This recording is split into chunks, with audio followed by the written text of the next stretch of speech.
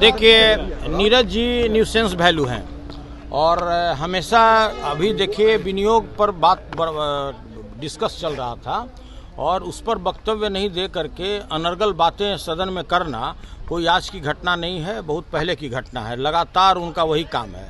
उनका जो बयान होता है वो माननीय लालू प्रसाद जी के इर्द गिर्द घूमता है और सस्ती लोकप्रियता के कारण इस तरह का वो बयान देते रहते हैं।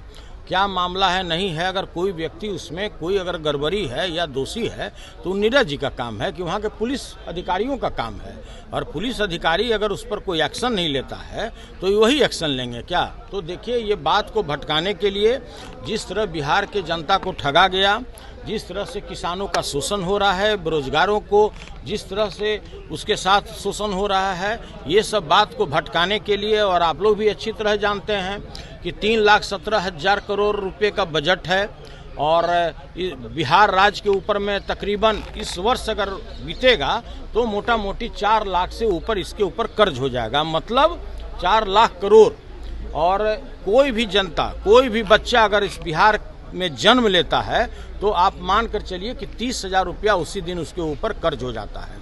आपका जो बजट का साइज है कृषि का मात्र 1% है, आपका बजट के साइज से मात्र 1%। आप सोचिए कि किसानों के प्रति इनका कैसा नकारात्मक रवैया है। इंडस्ट्री, आप इंडस्ट्रियलाइजेशन की बात करते हैं और इंडस्ट्री में 0.5% से थोड़ा सा ऊपर है। कैसे बिहार में उद्योग बैठेगा। और आप लोग भी जानते हैं कोई भी राज्य का तभी विकास हो सकता है जब वहाँ का कृषि मजबूत होगा, जब वहाँ के किसान मजबूत होंगे, जब वहाँ उद्योग का जाल बिछेगा। तब मैंने सीधा पूछा कि आप यहाँ के किसानों को उसके उत्पाद पर कब बोनस देने जा रहे हैं, आप किसानों को कब फ्री में बिजली देने जा रहे हैं, आंध्र प्रदेश के तर्ज पर आप कब किसानों के लिए KCC 0% ब्याज पर देने जा रहे हैं। मैंने सीधा सवाल किया और बोले कि हम आप आंकड़ों के बाजीगरी में आपके फंसने वाले नहीं हैं, और आप ये बताइए कि जो अरबों रुपए का घोटाला हुआ शिक्षा विभाग में, आप मंत्री को ले चलिए, पट्टी उसके आंख पर बांध दीजिए और किसी स्कूल के ऊपर ड्रॉप कर दीजिए, और वहाँ का बेंच और उसका जो डेस्क है उसको आप केवल चेक करा दीजिए कि अप टू मार्क है कि नहीं।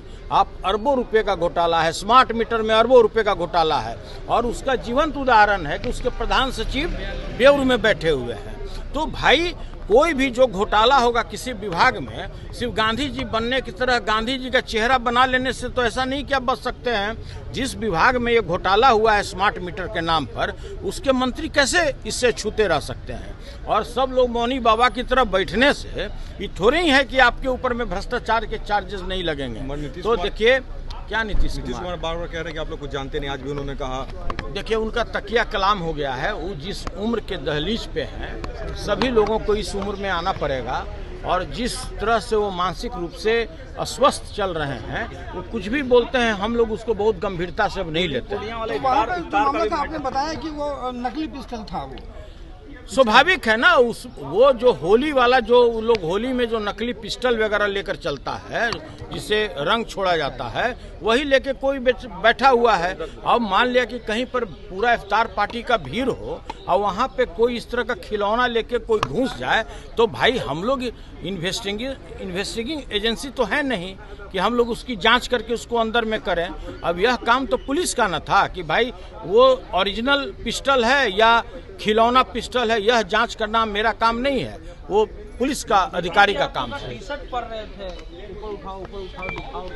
देखिए, ऐसा है कि माननीय मुख्यमंत्री जी का कोई इस टाइप का हरकत कोई नया नहीं है। वो रोज ऐसा आप लोग को न्यूज छोड़कर चले जाते हैं कि जो आप लोग डेली आप लोगों को उसके लिए मसाला मिल जाता है, और वो आज भी हुआ। वो अपना कहे कि उठ जाओ, खड़ा हो जाओ, तो भाई हमको बोले खड़ा होने, हम तो भाई खड़ा नहीं हुए। हम जानते हैं कि भाई हम खड़ा होंगे तो फिर ही अनावश्यक बातें करना शुरू कर देंगे। तो हम बगल वाले अपने रिंकू जी जो हमारे माननीय सदस्य हैं, हम कहे कि भाई आप ही खड़ा हो जाइए, और उसके टी-शर्ट को पढ़ने लगे। माननीय मुख्यमंत्री जी का ही काम है।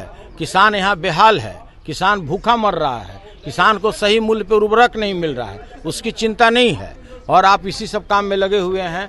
देखिए, चौतरफा बिहार में जो भी कार्य है सभी में ये फिसिड्डी साबित हो चुके हैं, और ये लोग केवल इस तरह की बात, इधर उधर की बात करता है जिसमें कोई दम नहीं।